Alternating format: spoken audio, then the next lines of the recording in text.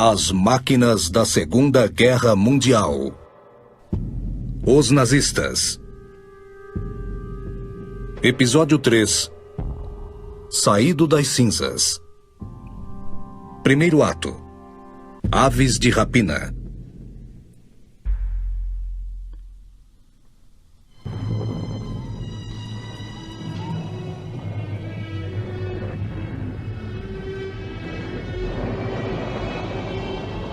As raízes da poderosa Luftwaffe alemã na Segunda Guerra Mundial vêm dos sangrentos campos de batalha da Primeira Guerra Mundial. Na eclosão da Primeira Guerra Mundial na Europa, em agosto de 1914, aeronaves não faziam parte dos planos dos beligerantes.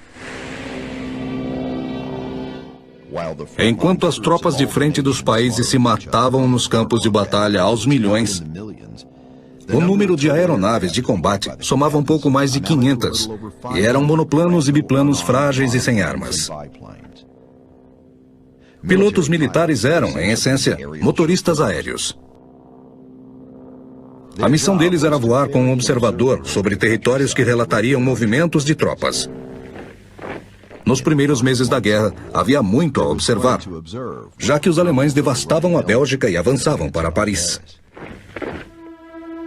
No leste, aviadores alemães localizaram um exército russo que avançava, o que permitiu o comando mobilizar as tropas e dar aos alemães em menor número uma vitória épica. No oeste, aeronaves francesas retornavam às suas bases e relatavam que o exército inimigo cometera um erro fatal expondo seu flanco. Isso permitiu que os franceses mudassem a rota e permanecessem por 4 longos anos numa guerra de trincheiras. A partir de 1915, fotografias substituíram desenhos e anotações como técnica de reconhecimento aéreo. Aeronaves com caixas de câmeras eram enviadas dia após dia ao fronte para tirar fotografias das trincheiras e depósitos de armas. Com os dedos congelados, os observadores se penduravam aos aviões para conseguirem fotografar o inimigo abaixo.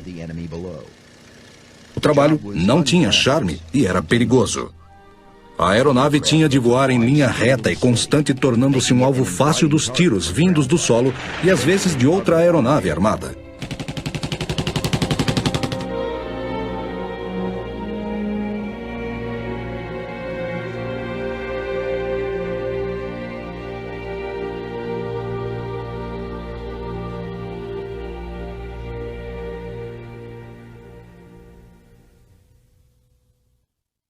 Além de observar as primeiras aeronaves, começaram a lançar bombas no inimigo.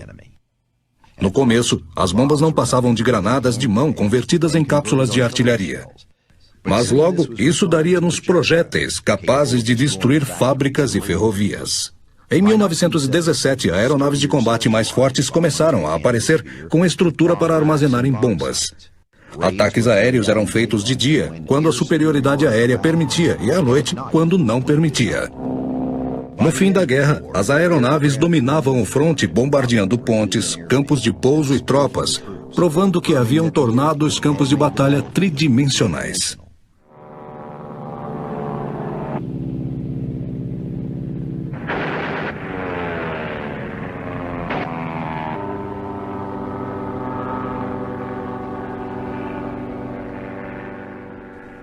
O terceiro uso do avião na guerra era como nave de ataque.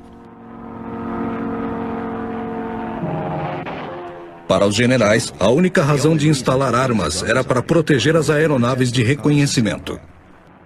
Mas para os pilotos e observadores era um meio de ter como objetivo o outro. A primeira vitória aérea gravada foi em 5 de outubro de 1914, quando uma aeronave francesa abateu um avião alemão. A grande maioria das vezes, tiros de carabinas tinham pouco efeito numa nave que voava a 145 km por hora. Mas as metralhadoras nas aeronaves mudariam tudo.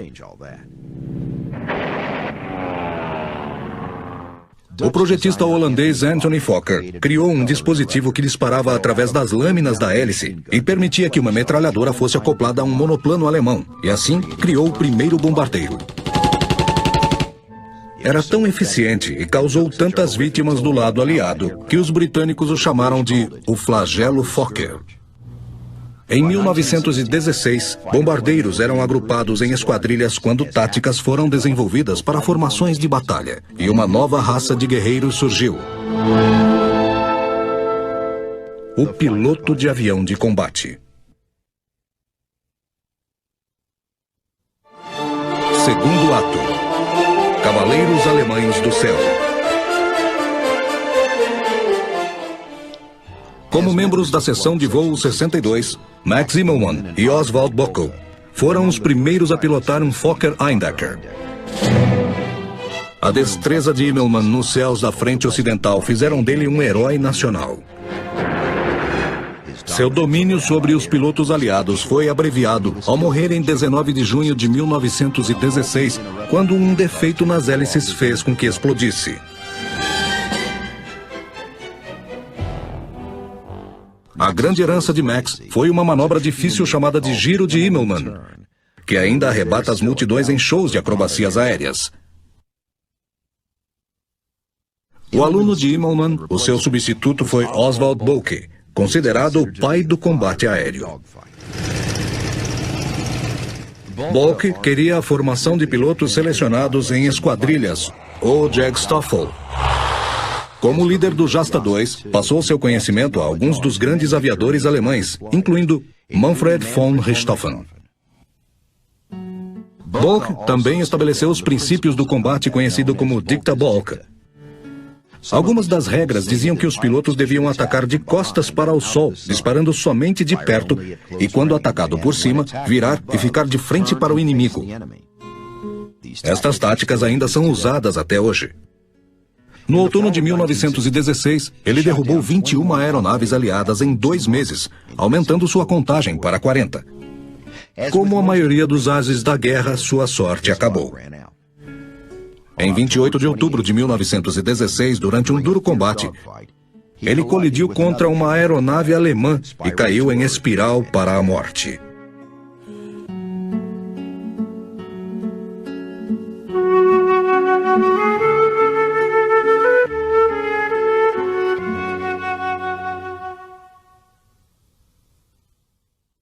Num mundo de grandes aviadores, o grande caçador do céu foi um charmoso e bem-humorado prussiano, conhecido por seus admiradores e inimigos como o Barão Vermelho.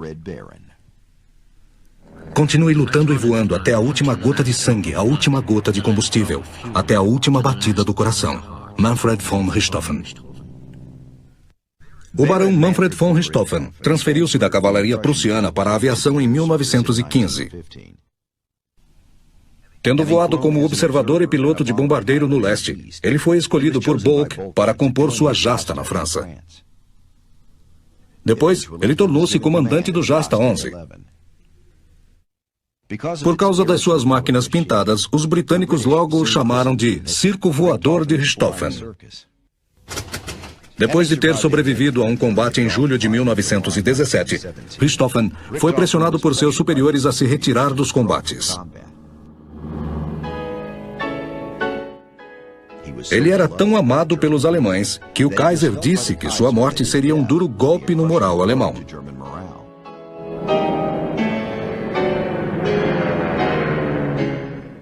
Apesar dessa preocupação, durante a ofensiva na primavera de 1918, ele entrou no cockpit.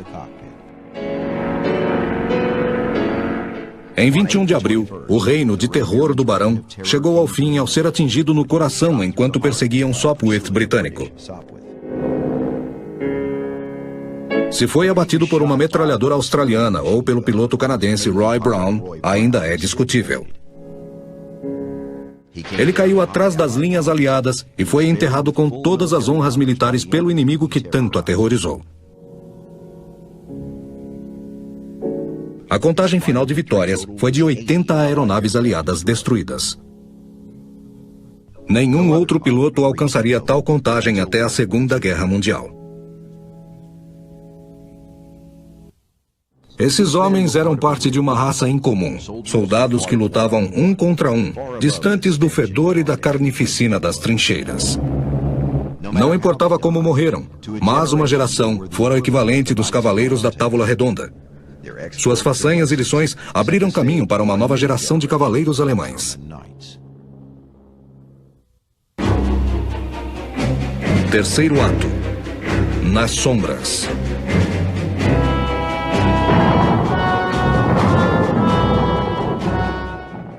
Em 11 de novembro de 1918, após 4 anos de uma guerra cara e infrutífera, o Império Alemão não tinha muita escolha a não ser aceitar um armistício. Os aliados estavam determinados a impedir o ressurgimento alemão. As condições do armistício foram duras, mas não tanto, considerando o poder aéreo alemão. Segundo a cláusula 4, a Alemanha deveria entregar em boas condições 1.700 aeronaves de combate e bombardeiros. Inclusive, todos os Fokker D-7 e a frota inteira de bombardeiros noturnos. Em 12 de dezembro de 1918, o novo governo republicano em Berlim anunciou que aceitava. Mas, segundo os registros aliados, só 516 aeronaves e 58 hidroaviões haviam sido entregues. Era um padrão de duplicidade que logo viraria regra para quase 15 anos. Apesar do desmantelamento oficial da Força Aérea Alemã em janeiro de 1919, os alemães ainda tinham 9.000 aeronaves em seu inventário e não tinham intenção de sacrificar seus recursos. A situação mudou em 28 de junho de 1919, quando a delegação alemã nas negociações de paz em Paris recebeu os termos do Tratado de Versalhes e foi obrigada a assinar. Os vitoriosos aliados agora estavam muito mais insistentes. Proibiram toda e qualquer fabricação de aeronaves militares na Alemanha e deu ao inexperiente governo 3 meses para entregar todos os equipamentos da Força Aérea. Como resultado, a indústria aeronáutica alemã praticamente deixou de existir. Mas os alemães não desistiram. Em 1924, o general Hans von Seeckt, chefe de Estado-Maior do Exército, assegurou que alguns oficiais da Força Aérea continuariam no Reichswehr. Além do mais, foi dado apoio oficial ao novo esporte com planadores. Muitos futuros ases da Luftwaffe voaram pela primeira vez através dos clubes apoiados pelo governo alemão. Mais importante ainda, foi o desenvolvimento de vínculos militares com a Rússia. Tanto a Alemanha quanto a Rússia estavam preocupados com poloneses, e ambos eram estados pários, o que os deixava unidos contra o ódio disseminado e a desconfiança. Em 16 de abril de 1924, Berlim e Moscou criaram um modelo para uma aliança militar e aérea secreta, com base na necessidade russa de tecnologia alemã e a necessidade alemã de instalações de treinamento longe dos olhos aliados. Lá, por 11 anos, os Old Eagles, oficiais da Primeira Guerra Mundial, e os Young Eagles, novos recrutas, foram treinados para serem os pontas de lança da nova Luftwaffe. Quarto ato. N de Ferro.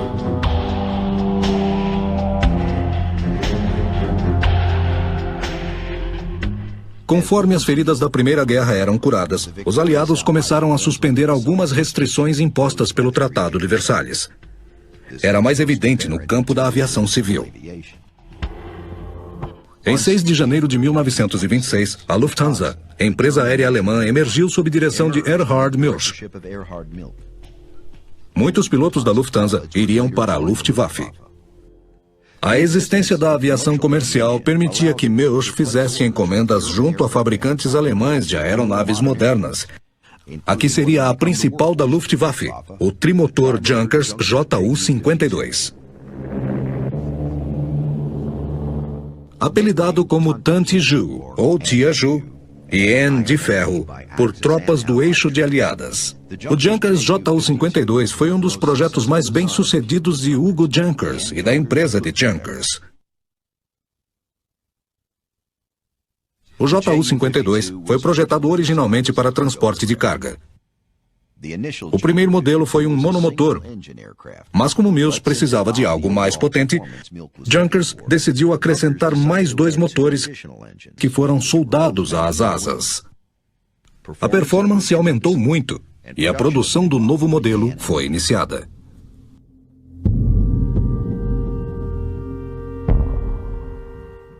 Em novembro de 1930, a aeronave foi apresentada à Força Alemã.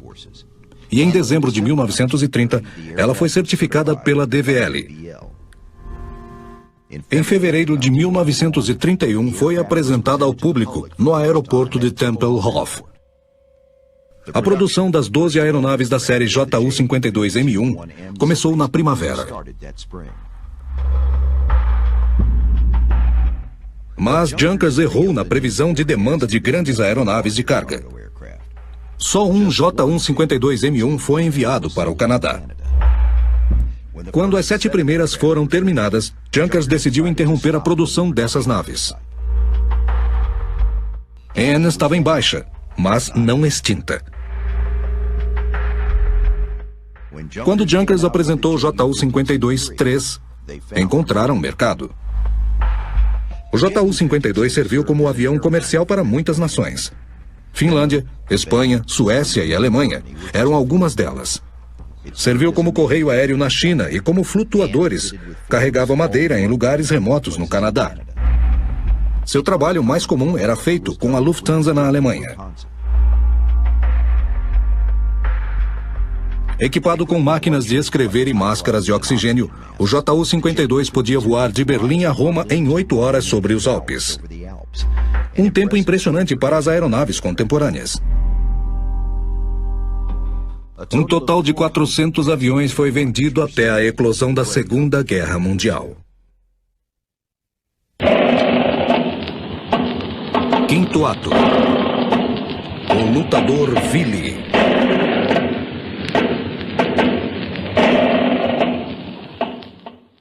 Planos para a recriação de uma força aérea militar, a Luftwaffe, estavam bem adiantados no fim dos anos 20. A crise econômica dos anos 1929 e 30 colocou em espera muitas das ideias, mas o plano básico permaneceu. O plano recebeu aprovação oficial em 10 de agosto de 1932. 5 meses antes, Adolf Hitler fora indicado chanceler. Hitler herdou então uma força aérea embrionária. Mas o novo governo nazista deu à Luftwaffe um suporte financeiro.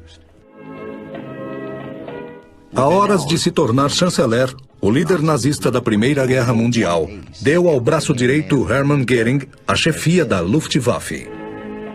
Mas a maior parte do esforço na criação da Luftwaffe foi de Erhard Milch, que saíra da Lufthansa em 1933.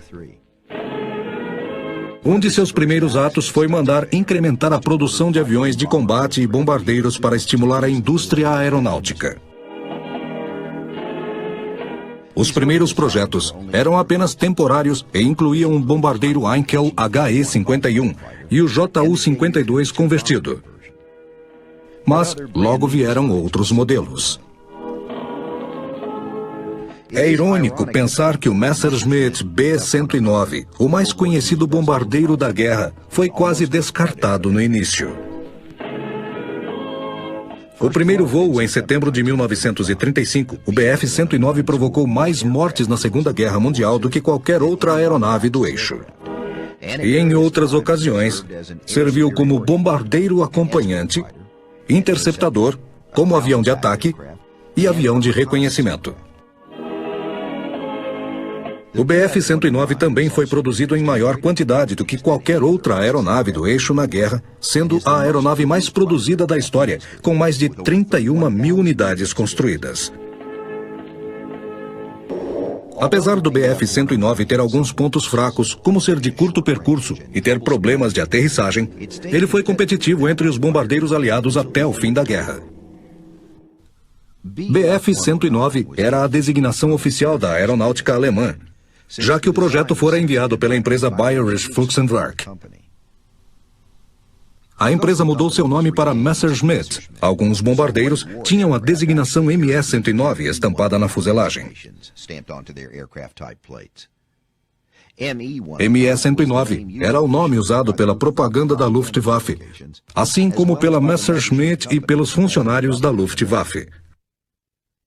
Willy Messerschmitt, a princípio, não participaria da concorrência que buscava um bombardeiro monoplano de metal para uma pessoa, para substituir o arado AR-64 e o biplano Heinkel HE-60 em serviço. Isso foi feito com certa animosidade entre Messerschmitt e Milch, diretor da RLM, depois de um projeto anterior que fora um fracasso para a Luftwaffe. Mas Messerschmitt era muito amigo de vários oficiais da Luftwaffe, graças ao sucesso do Messerschmitt Bf-108 Typhoon, um avião esportivo. Depois de um atraso de meses, os fabricantes de aeronaves da Bavária, ou a BFW, da qual Messerschmitt era o projetista-chefe, foi convidada a participar no início de 1935, apesar de Milch ter avisado que eles nunca ganhariam o contrato. Messerschmitt já havia desenhado muitos Bf-109 até o momento. Como o Bf-108, o novo projeto se baseava na construção leve de Messerschmitt, que queria reduzir o número total de partes sólidas tanto quanto possível. Um dos melhores exemplos é a montagem dos pontos estruturais a uma parede de fogo resistente no cockpit, incluindo as barras das asas, bases do motor e trem de aterrissagem. Outra vantagem desse projeto era, já que o trem de aterrissagem se prendia à fuselagem, era possível remover as asas para reparos gerais, se necessário, deixando a fuselagem intacta no trem de aterrissagem. No entanto, havia uma grande desvantagem. A disposição do trem permitia um traçado muito curto, a distância entre os pneus principais e o que o deixava muito instável entre termos de equilíbrio quando no chão. De fato, o Bf-109 era conhecido pela dificuldade em decolar e aterrissar. E muitos simplesmente saíam da rota ou tombavam durante um percurso aparentemente perfeito. Para piorar, os suportes do trem de aterrissagem eram longos demais. Isso fazia com que o nariz apontasse num ângulo muito inclinado em relação ao solo, e a visibilidade fosse zero quando taxiava. Esses problemas relacionados ao trem acompanharam o Bf-109 por toda a vida e foram responsáveis por inúmeras perdas.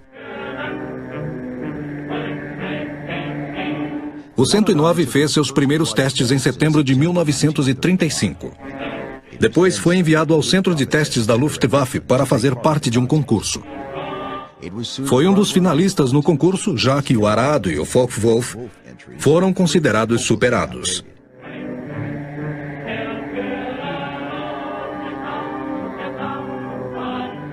Em março, a RLM ficou sabendo que o Spitfire fora encomendado e foi criado um certo pânico. 12 dias depois, receberam encomendas do Bf-109B1, abrindo caminho para o maior confronto aéreo da história.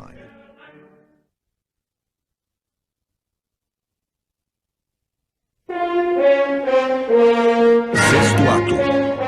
A primeira blitz.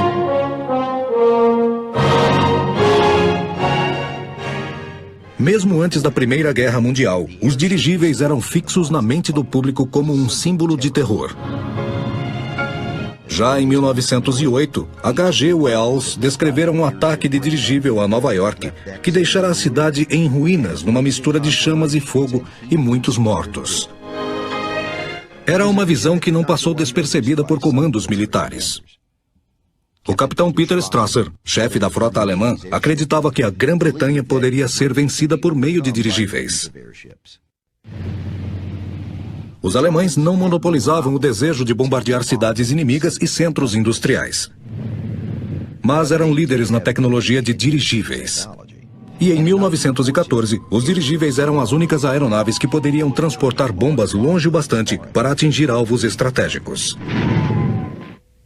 No entanto, neste estágio da guerra, nenhuma nação era capaz de concretizar a visão de Wells de destruição aérea.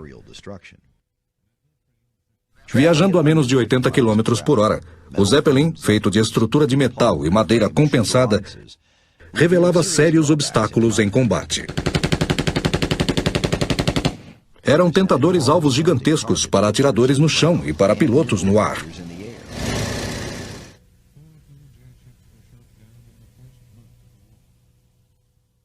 A única arma que tinha a seu favor era ficar escondido. Numa noite sem lua, apesar do tamanho, Zeppelins podiam escapar de ser detectados e perseguidos. Os maiores dirigíveis se tornavam sombras noturnas. O exército e a marinha imperial alemã usavam dirigíveis para bombardear vários alvos estratégicos na escuridão, inclusive Paris. Mas o alvo mais desejado era Londres. Os estudantes alemães aprendiam a cantar Zeppelin, voe para a Inglaterra, que vai ser consumida em fogo. A chegada de dirigíveis sobre a Inglaterra em 1915 causou grande impressão na população civil.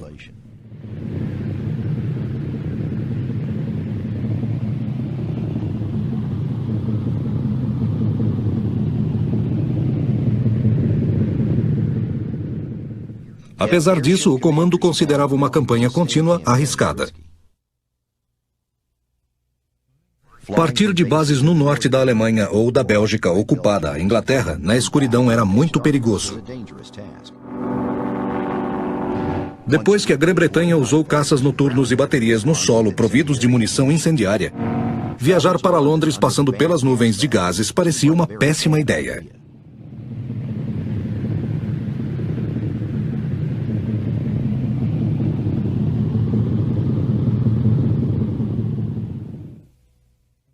Desde o começo da guerra, os alemães queriam usar máquinas mais pesadas para bombardeios estratégicos, mas devido à falta de uma máquina adequada, até o advento dos bombardeiros bimotores Gotha.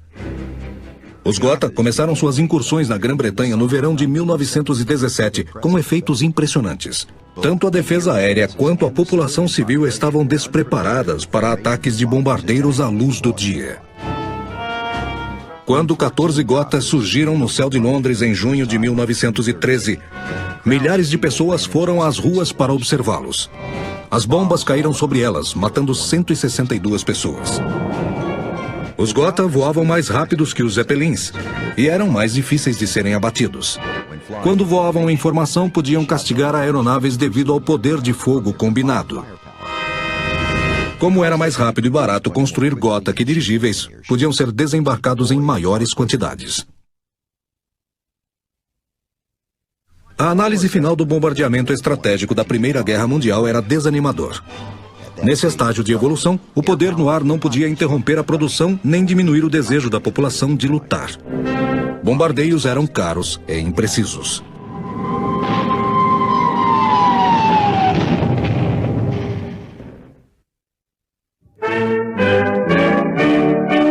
Sétimo ato. Relâmpago duplo.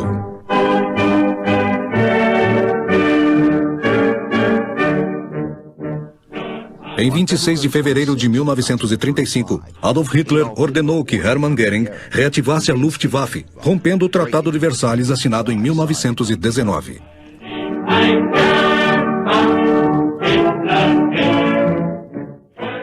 Apesar de a nova força aérea ser separada do exército, ela mantinha a hierarquia tradicional para seus oficiais e aviadores. Dizem que Hermann Göring, em pessoa, escolheu um emblema diferente para a Luftwaffe das outras divisões do exército. A águia, um antigo símbolo do Império Alemão, permaneceu, mas com outra postura. A águia da Wehrmacht segurava firmemente com as duas garras o símbolo do partido nazista. A águia da Luftwaffe a segurava com uma só, enquanto a outra ficava dobrada num gesto ameaçador. Göring pode ter desenhado o emblema da nova Luftwaffe, mas muito do esforço de criar uma força aérea recaiu sobre Erhard Milch, que saíra da Lufthansa em 1933. Como bombardeiros, muitas aeronaves alemãs não atendiam às exigências de Milch. Nenhuma, a não ser N. O JU-52-3M seria uma solução temporária até que bombardeiros adequados ficassem disponíveis na Alemanha.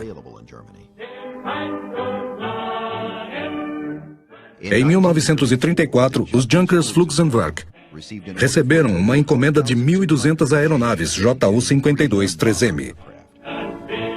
A empresa redesenhou o JU-52-3M e acrescentou duas metralhadoras na cabine posterior, uma no teto e outra na parte de baixo da aeronave. A cabine foi redesenhada como compartimento de bomba, onde cabiam mais de 32 bombas de 50 quilos. Enquanto o JU-52 era desenvolvido a partir do JU-52 3MGE, esses bombardeiros eram oficialmente designados JU-52 3MG3E. Em julho de 1936, um total de 20 JU-52 3MGE foi enviado à Espanha, onde a Guerra Civil acontecia. Essas aeronaves tornaram-se as primeiras da recém-formada Luftwaffe a irem para a guerra. Os primeiros projetos eram apenas temporários. Incluíam o bombardeiro Heinkel HE-51 e o bombardeiro JU-52 convertido. O passo seguinte seria encontrar um bombardeiro veloz. Foi encontrado em outro avião originalmente pensado para ser comercial como o JU-52. No início dos anos 30, Ernest Heinkel decidiu construir o avião comercial mais rápido do mundo. Uma meta grandiosa saudada com ceticismo pela indústria aeronáutica alemã e por seu novo envolvimento na liderança política. Para surpresa geral, eles conseguiram seu intento ao fazer uma aeronave superior à já veloz Lockheed 9 Orion, o HE-111 Doppelblitz, ou Relâmpago Duplo. O design logo chamou a atenção do chefe da Luftwaffe, que procurava um avião que servisse a propósitos militares. O HE-111V1 foi construído como protótipo e mantido em segredo. Seu primeiro voo foi em fevereiro de 1935 e foi seguido pela versão comercial V2. O V2 tinha asas menores e a área da bomba era um compartimento de 4 bancos com outros 6 assentos na fuselagem traseira. O V2 começou a operar na Lufthansa em 1936, junto com outras novas 5 versões conhecidas como HE-111C. O V3 também foi finalizado como protótipo. Ele suplantava a área de bomba com áreas menores nas asas internas e era equipado com 3 metralhadoras MG-15 para a defesa. 10 modelos HE-111A0, baseados no V3, foram construídos, mas foram considerados mais fracos e vendidos à China.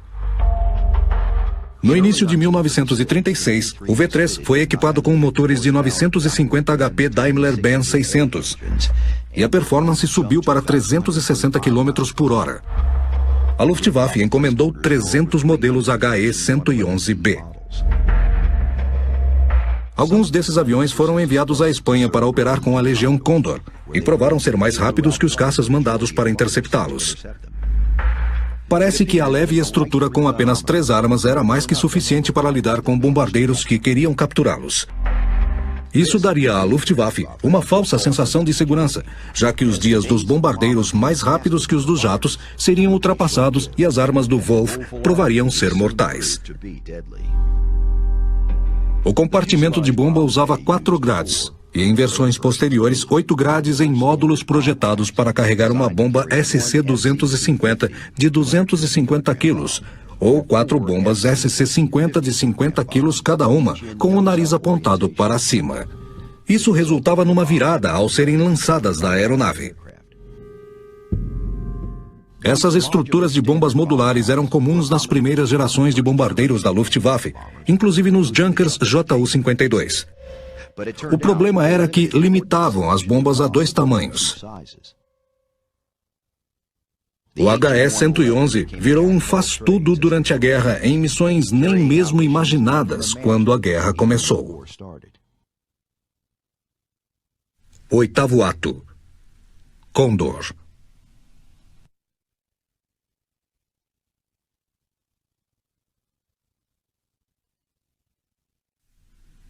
Em 1936, a Luftwaffe teve a chance perfeita de testar seus pilotos nas novas aeronaves e táticas revolucionárias. A Alemanha enviou uma equipe de aviadores voluntários à Espanha para apoiar o levante antirrepublicano liderado pelo general Francisco Franco. Em julho de 1936, 20 JU-52 3MGI foram enviados ao norte da África para levar as tropas do general Franco ao continente. Essas aeronaves tornaram-se as primeiras da recém-formada Luftwaffe a irem para a guerra. No início, foram usadas para transportar 10.000 tropas Moura do Marrocos para a Espanha, e como bombardeiros também. A ajuda alemã aumentou rapidamente nos meses seguintes. No início de novembro, virou a Legião Condor. Ela consistia em 100 aeronaves e 5.000 homens liderados por Hugo Sperling. Devido ao revezamento, cerca de 20.000 alemães serviram na Espanha e receberam um valioso treinamento de combate. Adolf Hitler justificou esse envolvimento como parte da luta contra o bolchevismo. A Guerra Civil Espanhola também deu aos alemães a chance de testar novas armas e táticas. O Messerschmitt Bf-109, o bombardeiro Heinkel 111, depois o bombardeiro de mergulho e o bombardeiro Ju-87 Stuka entraram na guerra na Legião Condor. Estas aeronaves tiveram um papel importante no início da Segunda Guerra. Os símbolos da Luftwaffe foram substituídos para o mundo não achar que os alemães apoiavam a revolta. Em vez da suástica nazista na cauda, os aviões alemães usavam marcas nacionalistas da Força Aérea. A Legião Condor também tinha unidades terrestres. Eram unidades Panzer com tanques Panzerkampfwagen I, comandados por Wilhelm Ritter von Thoma, destinado a se tornar o segundo no comando da África, e marinheiros que treinavam forças espanholas.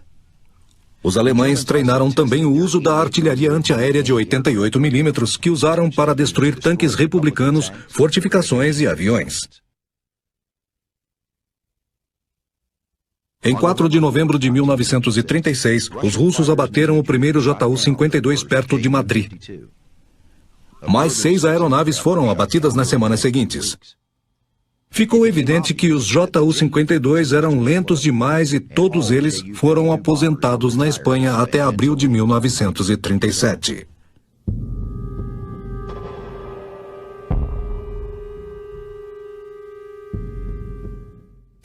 Poucas aeronaves na Segunda Guerra ganharam lugar na história da aviação como os bombardeiros de mergulho Ju-87.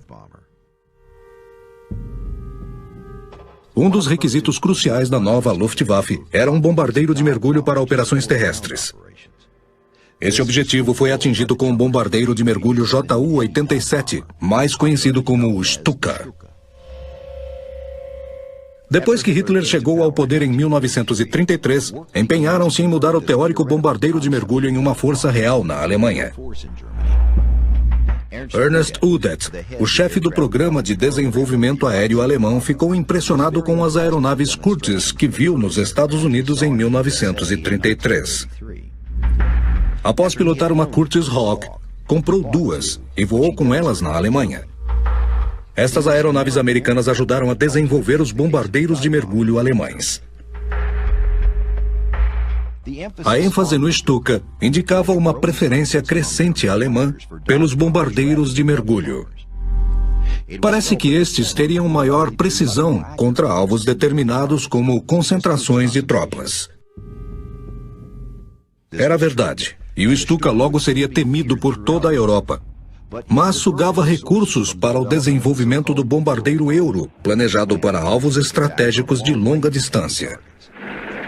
Isso criaria um desequilíbrio de forças que a Luftwaffe pagaria caro na Inglaterra e na Rússia.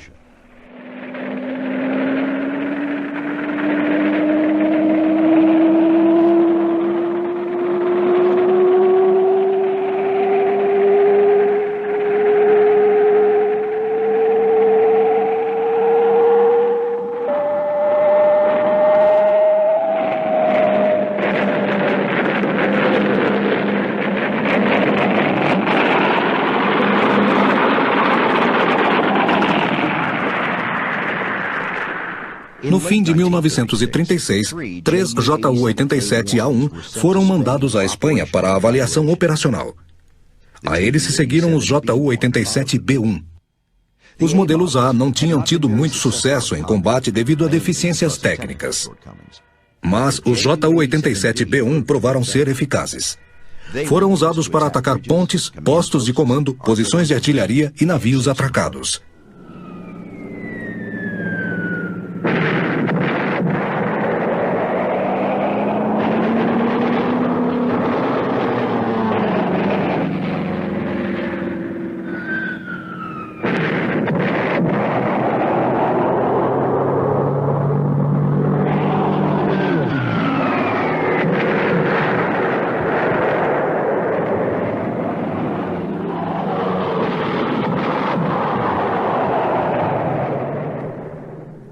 Na Espanha, o mito do Stuka teria início, e a Luftwaffe teria a chance afinal de mostrar seu poder. O bombardeamento da cidade de Guernica, em 27 de abril de 1937, deu à Luftwaffe chance de testar suas táticas de bombardeio, e foi recebido com grande reprovação mundial. Apesar de não ter sido a primeira cidade a ser atacada, a amplitude da destruição, com mais de 250 mortos e 60% das casas destruídas, foi um presságio do que aconteceria a muitas cidades na Segunda Guerra Mundial. Depois das experiências na Espanha, a RLM parou de produzir os Ju-52-3M. Mas esses mesmos haviam provado seu valor como transporte de missões à Espanha. Portanto, a RLM os declarou transporte padrão da Luftwaffe. Entre 1935 e 1944, a Junkers Flugzeug projetou um total de 14 tipos de transportes Ju-52. Depois, na Segunda Guerra Mundial, o Ju-52 atuou em todos os teatros em que a Alemanha participou. Tanto a versão B-1 quanto a B-2 do Bf-109 participaram só da Legião Condor durante a Guerra Civil Espanhola, pois logo descobriram que o armamento era inadequado. Hitler usou a Guerra Espanhola como uma oportunidade para testar o Bf-109E. A produção do Bf-109 Emil mantinha as 4 metralhadoras, mas elas foram modificadas para o padrão de armas E3 e E4, ao trocarem os MG-17S nas asas pelos canhões MG-FF. Esta seria a versão que batalharia contra o britânico Spitfire.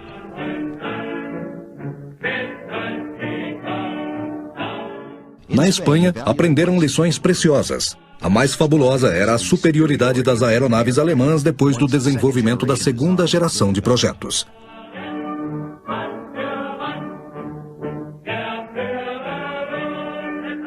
Ao mesmo tempo, as táticas haviam sido refinadas, que iam desde planos para ataques terrestres para a técnica Finger Four Fighter, onde agrupar pilotos em duplas dava apoio mútuo e flexível em combates aéreos. Este último foi aperfeiçoado por Werner Molders ao comandar elementos do grupo Jagd Group 88 na Espanha. Foi usado com grande sucesso na guerra aérea na Europa.